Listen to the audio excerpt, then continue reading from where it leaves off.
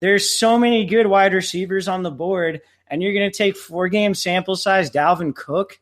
I don't know. You're listening to Let's Talk Fantasy Football, where men of fantasy genius have realized, hey guys, we don't need real football skills to dominate on the fantasy field. Yeah. So slap on your pads and grab your helmet. Shit's about to get real. Welcome back, ladies and gentlemen, to another edition of Let's Talk Fantasy Football. I am your host, Nick Schreck, and joining me tonight, the one, the only, Vinny Gonzalez and Nick Walsh. Boys, I know I'm not your favorite because I did kick off the podcast with Don, but it's an honor to be here with you guys tonight. Vinny and Walsh, what's going on, guys? The honor's all ours, Shrek, as usual, and we can always forgive someone for doing a podcast with Don. It's no big deal. We've all done it. Yeah, we've all done it in the past. I mean, like it's unfortunate, but you got to do it. And yeah, I'm like honored as shit right now. So yeah, I'm pumped up, man. All right, well, guys, you should be pumped up because we're talking the NFC North this week. This podcast, we're kicking off with two teams, and we're going to start off with the Bears. But before we actually jump into things, guys, we want to give a shout-out to Auction Draft. Auction Draft is the best site for running your fantasy football auction league in 2018. You can sign up now and get on the list for launch by going to letstalkfantasyfootball.com/auction draft. If you guys sign up with the promo code Let's Talk Fantasy, you'll get 25% off for your entire league. So great things there, guys. They can break it all down for you, show you the pros and cons. We've got a couple of leagues we're setting up there, and we're going to become a little more auction draft savvy here at Let's Talk Fantasy Football. Thanks to our friends at Auction Draft. Also, guys, want to give a big shout-out to our friends over at SleeperBot. You probably have the app on your phone by now, but if you don't, go get it on iOS, Android. They're just always on the ball with their alerts, news, everything they're offering, and they are adding mock drafts and ways to host your season-long leagues there. So we'd say go give it a shot and check them out. But it's time to get on with the show, and let's start, guys, with the Bears and the coaching change of Matt Nagy. Comes over from Kansas City, and I hate to see anybody leave the Chiefs, but I think it's a great thing for the Bears. Yeah, absolutely. I'm extremely pumped for this. Vinny and I kind of got into it last week. The other ad there is Mark Helfrich or however you pronounce it. He's their offensive coordinator, and he's best known as being the guy who succeeded Chip Kelly as the head coach of Oregon when he left. So I think it's extremely exciting because they're going to run a more fun offense. John Fox's offense was boring as shit last year and pretty much every year before that for a long time. So they're going to run a lot more of the spread offense, which is what Trubisky prominently ran in college. I think it's going to be a lot of fun. I'm really excited for the Bears. I think they'll be not a great team, but they'll be a lot of fun to watch. Vinny, you got any thoughts on the coaching change here? No, I dig it. I just think what he brought to the Nagy brought to the Chiefs was pretty sweet, and I think they can build kind of that. I think they'll build up to a more prolific offense like we've seen with like Alex Smith and something like that. When you have a younger quarterback like Trubisky, that stuff will sort of work out. And then, of course, they have Jordan Howard. You can set some kind of run game pace and try to ease Trubisky into it. And Trubisky is the guy we're talking about first for the QB, and I think he's going to be very much improved, and I think he'll have more opportunities to throw in this new offense. And I just think it's just going to be a lot better than last year. And when he did have to throw last year, it was pretty on point, and he was very accurate, but he just didn't have a whole lot of chances. So that's where I was leaning on Trubisky. I think he'll bring an upgrade to the offense this year. But as far as ADP and his own personal stuff going on here, it's like way late, and you don't even have to draft him. He'll probably be floating around for streamer people. Walsh, I'm assuming you're like pretty big on Trubisky, like as far as last pick kind of taking him. Yeah. I don't really know much about his schedule to start off. I haven't really delved too much into schedule research yet, but I think he's right in that streamer conversation. Maybe he gets drafted in your league, but he's a guy who's going to see the waiver wire at least at one point in your league. So for me, he's one of those streamers that you can look at the matchup. I think the ideal matchup for him is a team with a good offense and a bad passing defense. They'll spread the ball around a lot. And I think he'll be extremely usable at times in fantasy this year. Last year, he only broke 40 passing attempts in one game last year. One game early in the season, he only had 7 passing attempts. So this is a guy who didn't really get a shot to show all of what he can do. And I think that's really going to change. I think it'll really open up, and they're putting him in a system that's more comfortable for him. So yeah, he's not a guy you need to shy away from, and he's definitely in that streamer or late round pick conversation. Yeah, I agree. I love it. Supposedly Nagy loved Trubisky coming out in the draft. Obviously the Bears took him, not the Chiefs. But I think all good things to come for the Bears offense. I think Vinny, you hit on it. The surrounding cast he's going to have this year, much better. They go out and get some talent. We'll talk about that as we move through the team. But you look at running back Jordan Howard and Tariq Cohen, and let's start with Jordan Howard there. He's coming off the board at running back 15, second pick in the 3rd round. He's a good runner, bad for the pass game, but I think he can help establish the run for the Bears, which may allow Trubisky to use some of those other weapons that they have there at tight end, wide receiver, those dump-off passes. I saw an interesting stat on I think it was Pro Football Focus, but I was kind of digging around here. And it talked about how bad Jordan Howard actually was at catching the ball out of the backfield. And they said he dropped 8 of 37 catchable targets as a rookie and dropped 6 of 29 last year, which they said was actually like almost historically low. I didn't have their comparisons, but they said you had to go back to like Reggie Bush when he was super, super, super bad. So I think he'll be good for the run game, but I think that's where Tariq Cohen's value goes up, especially with Trubisky on the short passes and the value as we shift to that side. But what do you guys think about Jordan Howard and his ADP there, running back 15 off the board?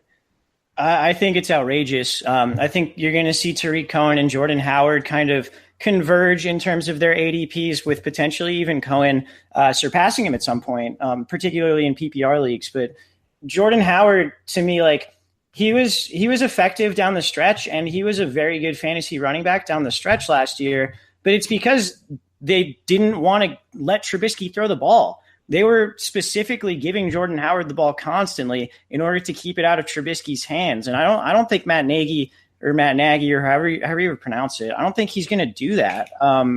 For me, Cohen's the clear guy to look at in this backfield. Jordan Howard is probably going to be touchdown dependent, and Cohen's going to just be a PPR monster, at least in my eyes. It's still early. We'll see what happens in camp and preseason, but I see those ADPs going way down for Cohen and way up for Jordan Howard. You mean switch that up for Cohen, down for Howard? Yes. I realized halfway through saying that I said it wrong, which is why I stuttered on it. And I was just like, I'm going to finish this and see if anyone notices. I did. You and probably everyone else noticed. But yes, that's exactly what I meant. Oh, man. Yeah, I'm just on the ball like that, Walsh. I'll help you out every now and then. You're so good. Yeah, I'm the best. But I actually like Jordan Howard a lot, especially where he's going. And he seems safe to me. And I say that a lot. Like I said that a lot last year too. But he seems like integrated in the offense. He's going to get a lot of carries. Might be touchdown dependent, but whatever. If he's going to be getting the bulk of the carries, I think Jordan Howard is a very proficient runner and has brought a lot to that offense in the last couple of years for him. And if you can get him around the 3rd as your RB1 after, like, me and Walsh were talking about the wide receiver gap since RBs are going very early in the 1st round. So you can grab 2 elite wide receivers and then have Jordan Howard as your RB1, which he has been in fantasy for the last 2 years. That would fucking terrify me. Yeah, dude. Really? You said safe. I don't see running backs who don't get targets as safe. Like I don't know. I think that's like the opposite of safe. But man, I just like Jordan Howard. I guess I really do. He's talented, man. I just don't think he's going to have that role. I just look at the split, and I'm like, it could be 60-40 in Howard's favor, and he could be awesome. I think I'm saying it would terrify me as him being my running back 1, even with 2 elite wide receivers. I think, does he have a decent floor? Yeah, because I think Tariq Cohen's going to be explosive in PPR. And like Walsh said, maybe he's more touchdown dependent, but I think he's going to get his carries. But I think as my running back 1, I would be terrified, regardless of how my first 2 rounds played out at wide receiver. Yeah, I mean, you guys do have a point, but I've always been historically like targeting safe guys and then bombing on them. So you're probably You guys are probably more in the right ballpark. I said it last week. Tariq Cohen is like my mid-round PPR guy who I'm just like in love with this year.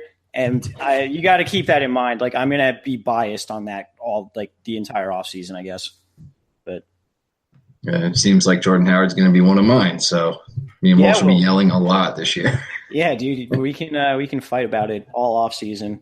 I was gonna say I feel a bet coming on Tariq Cohen here and Jordan Howard at some point. Do you want to do a straight up bet, half point PPR points? Yeah, sure. Okay, cool. I'll do that. Let's bet a 12 pack of White Claws on it. You got it, man. June 13th. The bet is going down. 12 pack of White Claws on it. I think White Claws they'll be reaching out soon for a sponsorship because that's 2 podcasts in a row with a very, very great shout out with killer listenership here. But I mean, I don't know if you have anything else. We kind of just pushed together Jordan Howard and Tariq Cohen. I agree. I think Tariq Cohen, I think his price at 9th pick in the 6th round, running back 31 off the board is criminally underpriced, a ton of upside. And I mean, I think, he's actually, if we're being technical about it, since June 4th, he's actually fallen almost 3 or 4 picks in that round. I know it's early. I know not a ton of people are necessarily mock drafting yet, but I just think it is interesting. He's climbed and then fallen, but 6'9" seems to be about the average right now, which I think is great. Like you said, Walsh. I mean, I probably don't love him as much as you do, but I still love the upside. Fair enough. Let's go to wide receivers then, guys, and let's start with the big acquisition. Allen Robinson comes over, joins the team. He's right now going at wide receiver 19, 6th pick in the 4th round. I think Robinson, you go and sign him. They're not worried about his ACL and the injury. I think, if he stays healthy, which is always a big if, we can never project health. But I think if he stays healthy and Trubisky, throws, I was looking at the stats here. I think this came from Pro Football Focus as well. They said if Trubisky hits 500 pass attempts and Robinson gets 25% target share, which I don't think is unrealistic when you look at the other receiving options on that team, he comes out to about 120 plus targets on the season. So if he stays healthy, I think you're happy with that. Yeah, I think it's a pretty fair draft price. He's not a guy that I'm going out of my way to target this year, but I understand why you would want to. My hang up with him is that Allen Robinson hasn't been, and I know one of these years was injury, but Allen Robinson hasn't been good since 2015. He was abysmal in 2016 and he was hurt all year last year. So you are paying a lot for a wide receiver who ostensibly hasn't shown us anything since 2015. That being said, everything does line up for him to really get a lot of volume, to get a lot of those targets, and to hopefully feast on them. I don't know, Vinny, what's your take on Robinson? I don't know if the appeal necessarily for me is the amount of targets he could get. I mean, there are a lot of guys that around him that aren't fantastic, like Anthony Miller that they drafted, Kevin White, who we haven't seen pretty much since he was drafted, very sparingly, and then Taylor Gabriel, newly added. But I think more of the appeal for me is the 50-50 balls that they might chuck if they're setting up a lot of run game stuff with Jordan Howard and Tariq Cohen, or close stuff with Tariq Cohen in the passing game. That opens up a lot of scoring opportunities, 50-50 balls like deep down the field.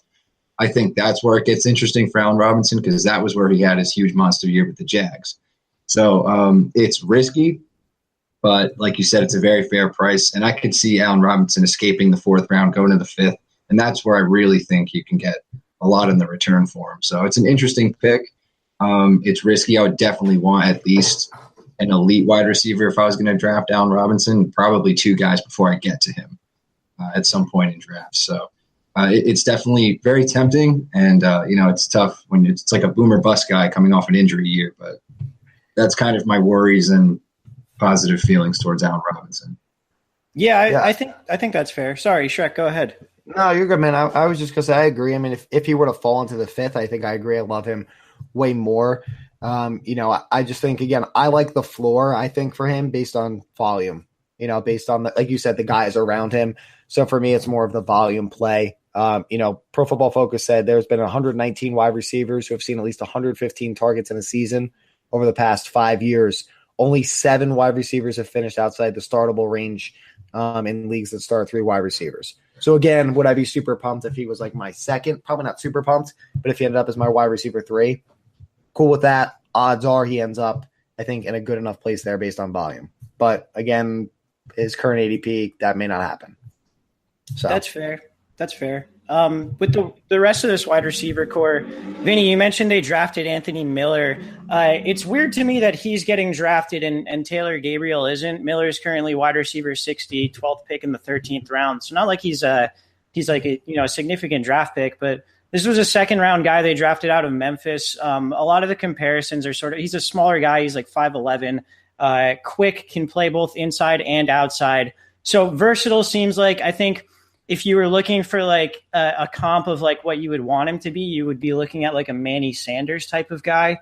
But to me, the guy that I would want to be taking in that wide receiver core late round is Taylor Gabriel, and I don't think it's close. Gabriel, when he's gotten chances to play, whether it's with the Browns or with the Falcons last year, he's been pretty productive. He's a guy that can stretch the field, and he's another guy that, smaller, but you can play him both inside and outside. So to me, Taylor Gabriel, I think, is a nice little late round flyer who currently isn't even being taken. So he's basically free for you. Shrek, I saw you have an affirmative reaction there. What do you think on that? I agree. I mean, I just think I liken Taylor Gabriel, and I don't mean this in like they're the same, but I liken him more to like a Tyreek Hill, almost gadget player for Nagy. And I think, Miller being drafted over him is insane because at least we've seen Gabriel have his flashes. We haven't seen the consistency, but I think if there's an offense where he could see the targets and it could be more value, I think it's here, particularly at the price. Nagy said some good things. I was just trying to pull up some of his comments, but he said, I'm happy with everything he's doing. He's taken to the teaching that we're giving him. Again, it's off-season coach talk. Take it for what you will. But I think given that he's not even being drafted, I think he has a way better shot at producing than Anthony Miller. And I really don't care about Kevin White either. And as the wide receiver core. Yeah, couldn't care less unless he really blows up in preseason. Vinny, what's your thoughts on him?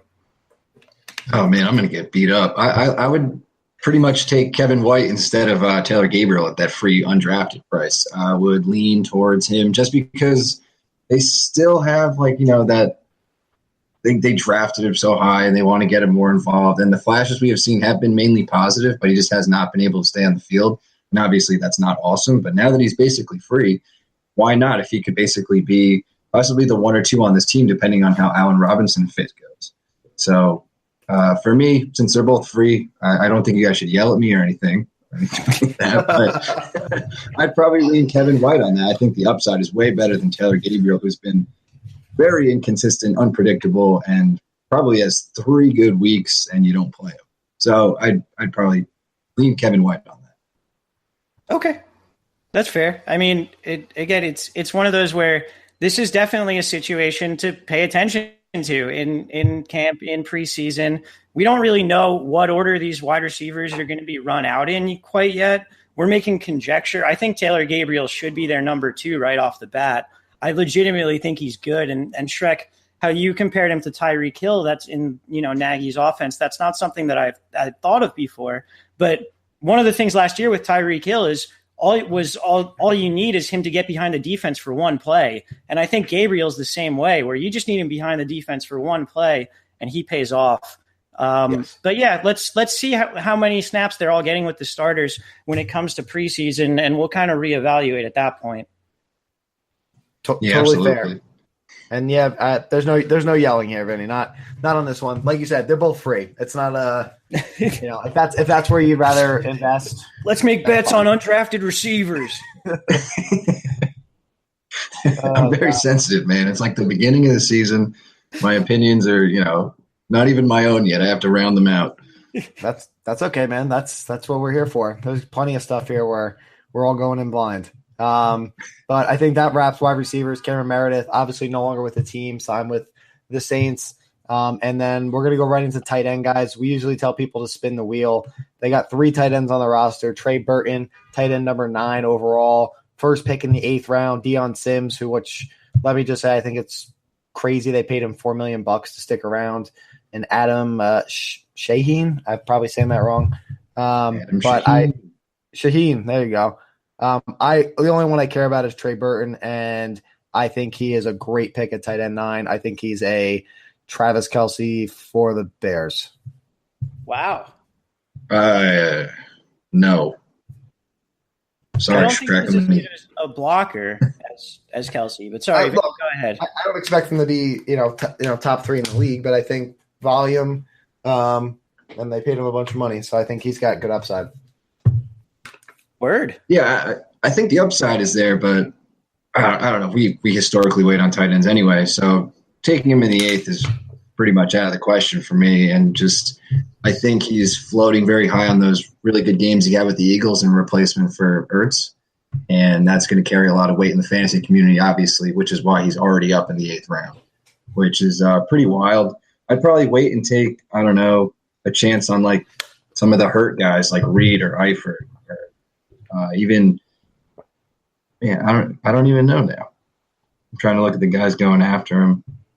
Yeah, I mean, there's a huge drop off, but any of the other guys I'd probably target after.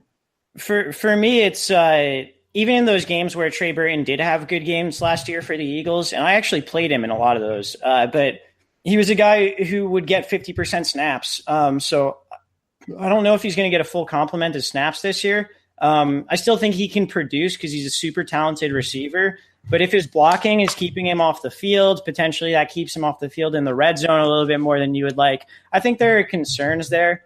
And I honestly think Adam Shaheen is extremely athletic and kind of similar to Trey Burton in the way that they're built and in the way that they play. But I mean, I can't argue with where he's being drafted, particularly after they did pay him so much. You would think they would want to use him after doing that. Fair enough. I won't lie, I know almost zero about Adam Shaheen. So I will take your word for it, Walsh. Do you guys have anything else on the Bears? No, I think we're good. Yeah, that's all right. it. Fair enough. With that, guys, let's take a quick break. We're going to hear from Auction Draft. We're going to come back. We're going to talk Vikings and a big move they made at QB this offseason. We'll be right back. Auction Draft is the best site for running your fantasy football auction league in 2018. You can sign up now and get on the list for launch by going to letstalkfantasyfootball.com/auction draft. All right, guys, and that was Auction Draft. If you guys are looking to get into an auction league or you're looking for a new platform, sign up at auctiondraft.net right now. Use Let's Talk Fantasy and save 25% off your sign up. But, guys, let's jump into the Vikings, and let's start at the QB position. They got rid of all the QBs on their roster, and they went out and gave Kirk Cousins a shit ton of money. I think is the only accurate way to say it. Guaranteed. QB number 9 off the board, 8th pick in the 8th round. We historically wait on quarterbacks. We know Walsh is king of the stream, particularly here for us. So I'm going to toss it to you, Walsh. What do you think about Kirk Cousins here on this team and his ADP? Yeah, I think it's a fair price. Am I wrong in saying Kirk Cousins has the best wide receiver core, at least in the top 2 guys that he's ever had? Absolutely. Yeah, you're right. Highly improved. He's done it with less. So this has been dead on. Last year he did it with like Jamison Crowder and like a bucket of wrenches. So it was.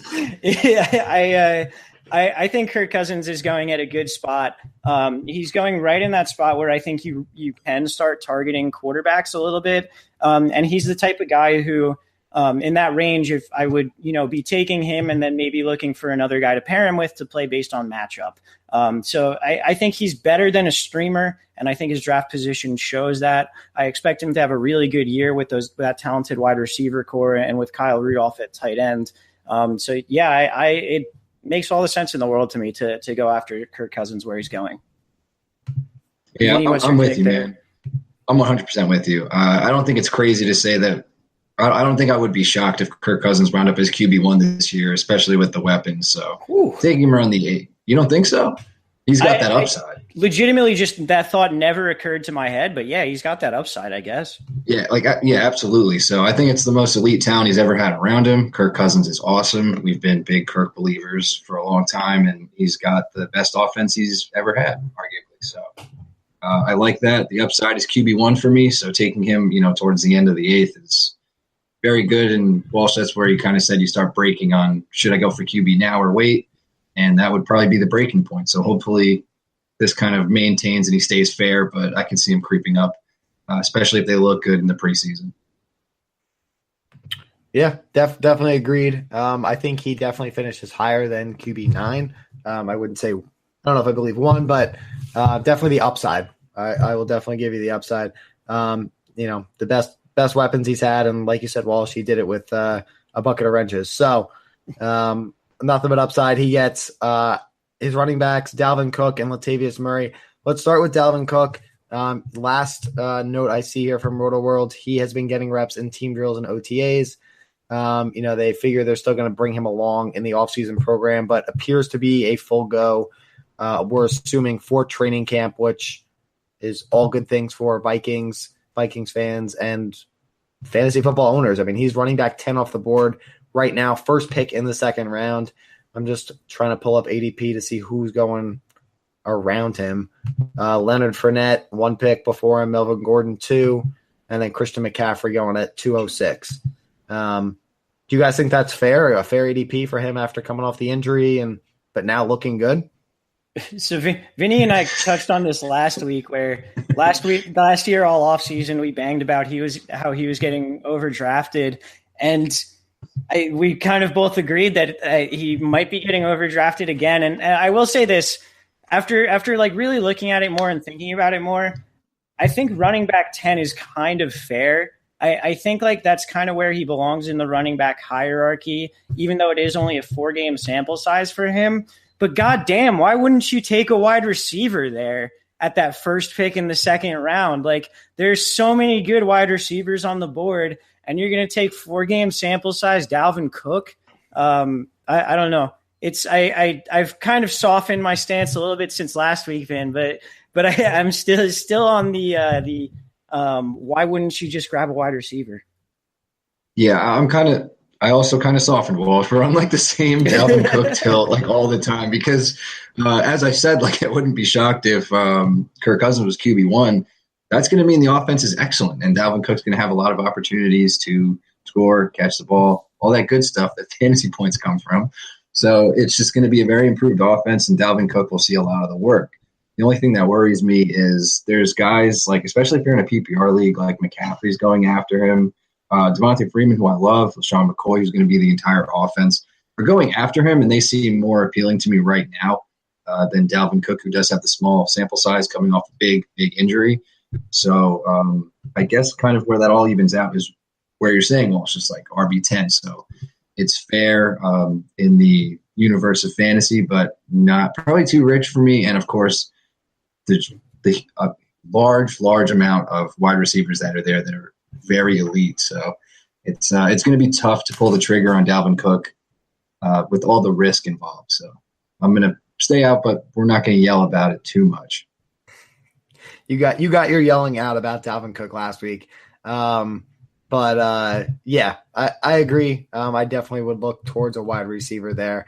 And again, pending health, it kind of impacts the next guy, Latavius Murray, running back 55, first pick in the 13th round, who, he played well, 8 touchdowns with the Vikings last year. But again, that was based on his role there without Dalvin Cook. I don't think there's much to talk about right now until we see Dalvin Cook, I think, playing, running. How does he look? Is he actually healthy, et cetera?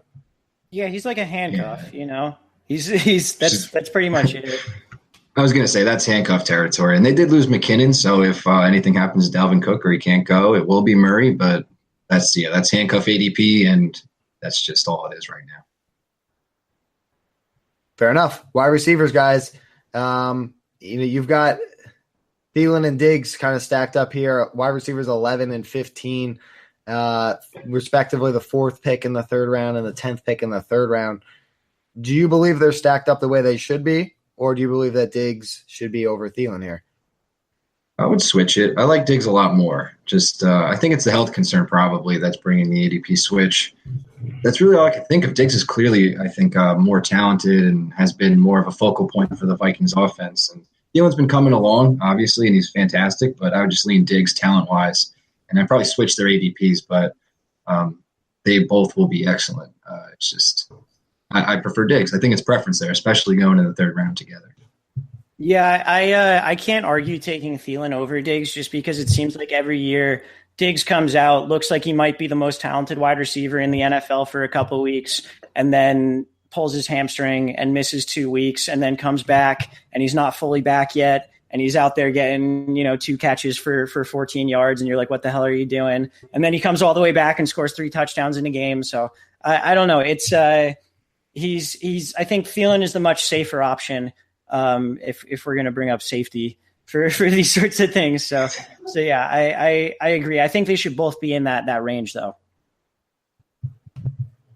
Fair enough. I really don't feel any differently on either of them. It's kind of pick your poison if you want the safety net or if you want a little more upside and pending the health.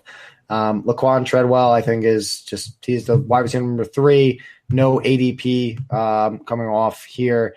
He has just 21 catches in 25 career games. He's averaged 10 yards on 20 catches last season. I think he's exactly where he needs to be until we see anything different or pending an injury there. I mean, again, if we're expecting Kirk Cousins to play and perform as well as he is, passes have to go somewhere, but I think that's mainly not Laquan Treadwell. Yeah, he's been – oh, sorry, go ahead, Walsh. No, I was just going to say, I don't know where the slot work is going to go. I would assume the slot work will, when they have 3 wide receiver sets, it'll be either Thielen or Diggs dipping into the slot, because Jarius Wright has had productive moments in the slot for them in the past years. I don't think Laquan Treadwell really replaces that production.